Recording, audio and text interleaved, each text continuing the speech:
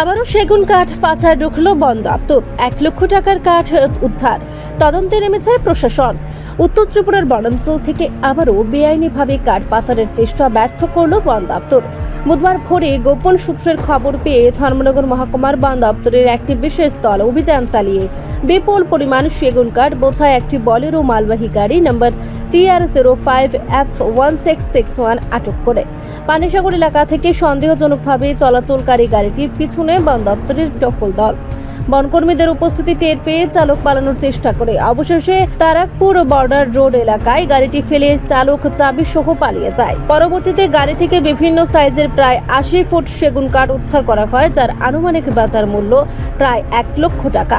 ঘটনাস্থলে উপস্থিত হন কদমতলা থানার পুলিশ, বিএসএফ এর জওয়ানরা। বন আইনে মামলা রুজু করে তদন্ত শুরু করেছে বন দপ্তর। প্রাথমিক তদন্তে অনুমান করা হচ্ছে এই কাঠ সংরক্ষিত বনাঞ্চল থেকে কেটে আনা হয়েছে। পাচার চক্রের অন্যান্য সদস্যদের খুঁজে বের করতে অনুসন্ধান চালানো হচ্ছে। বন আধিকারিক রাকেশ দাস বলেন, আমরা গোপন তথ্যের ভিত্তিতে অভিযান চালাই। কাঠ ফেলে পাচারকারীরা পালিয়ে গেলে ও তাদের খোঁজ বের করার চেষ্টা চলছে। আইনের আওতায় এনে উপযুক্ত শাস্তি নিশ্চিত করা হবে। বন দপ্তরের এই ধারাবাহিক অভিযানে খুশি জেলার পরিবেশ প্রেমীরা। তারা জানান, বন সম্পদ রক্ষায় প্রশাসনের এমন সক্রিয় ভূমিকা খুবই প্রশংসনীয়। ভবিষ্যতেও যাতে এ ধরনের কার্যকলাপ রোধে কঠোর পদক্ষেপ নেওয়া হয় সেই দাবি জানিয়েছেন তারা। উল্লেখযোগ্য যে গত কয়েক সপ্তাহ ধরে ধর্মনগর মহকুমা বিভিন্ন এলাকায় কাঠ পাচার চক্র সক্রিয় হয়ে উঠেছিল। বন দপ্তর সেই চক্রের উপর ধারাবাহিক নজরদারি চালিয়ে যাচ্ছে। এ ধরনের অপরাধ রুখতে বন দপ্তরের তৎপরতা যথেষ্ট ইতিবাচক বার্তা দিচ্ছে। তবে পাচার চক্র সম্পূর্ণ নির্মূল করতে আরও কঠোর আইন প্রয়োগ ও নজরদারি জরুরি।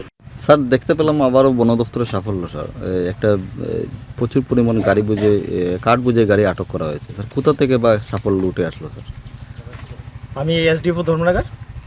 আমরা ভোরবেলা আজকে আনুমানিক 6টা নাগাদ আমাদের কাছে ইনফরমেশন আছে যে কিছু একটা কাঠ বোঝাই, ইলিগেল কাঠ বোঝাই গাড়ি আমাদের এরিয়া দিয়ে যাচ্ছে। তো আমরা ইমিডিয়েটলি অ্যাকশান নিই। আমরাও গাড়িটাকে পিছা করি। আর দীর্ঘদিন যাবতে আমাদের এখানে কিছু কিছু ইনফরমেশান আসছিল যে ইলিগেল সন টিম্বার পাচার হচ্ছে আমাদের এখান দিয়ে। তো আমরা ইনফরমেশান কালেক্ট করি এবং যথারীতি তার জন্য অ্যাকশান নিই। আজকে আপনি দেখতে পাচ্ছেন, আজকে আমরা একটা কাঠ বোঝাই গাড়ি আমরা এখানে সিজ করেছি। সিজ করার জন্য আমাদেরকে সহযোগিতা করেছেন বিওপি তারকপুর থেকে যারা আধিকারিক আছেন, ওনারা আমাদেরকে খুব সহযোগিতা করেছেন। 97 বিএসএফ কোম্পানি। তো আর কদমতলা পিএস থেকেও আমাদের সহযোগিতার হাত বাড়িয়ে দিয়েছেন। তো আগামী দিনেও আমরা এই ধরনের অপারেশন জারি রাখবো। আমরা চাইছি কখনো মানে ইলিগাল টিম্বার যেন সিজ আমাদের এখান দিয়ে না হয় বা কোনো ধরনের ইলিগাল অ্যাক্টিভিটিস না হয়, সেই জন্য আমরা লক্ষ্য রাখবো। স্যার, গাড়িতে কত ফুট হইব আনুমানিক কাঠ বোঝাই রয়েছে? আনুমানিক 80 ফুট মাল। কি জাতীয় কাঠ এগুলি? আমরা দেখতে পাচ্ছি সেগুন মেইনলি।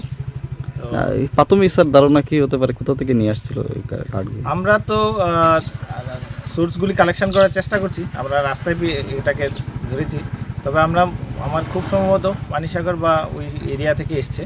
তো আমরা ওই এরিয়াগুলিকে আইডেন্টিফাই করার চেষ্টা করছি। রিপোর্ট সংবাদ প্রতীক্ষা।